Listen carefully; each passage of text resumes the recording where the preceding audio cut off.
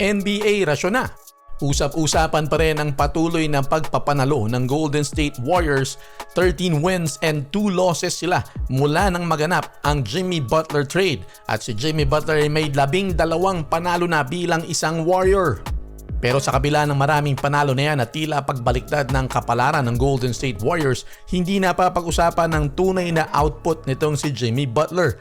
Ang totoo ay hindi naman laging mataas ang mga puntos na ibinibigay ni Jimmy Butler sa Warriors.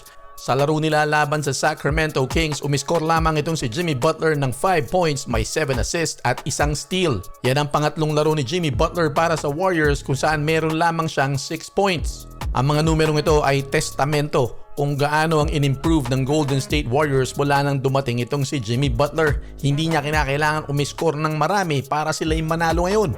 Yun lang threat na ibinibigay niya sa medium range at sa post ay sapat na para magbukas ang iba pang mga scoring opportunities sa mga role players ng Warriors. At yung presensya niya sa depensa ay sapat na para maiangat ang team defense ng Warriors.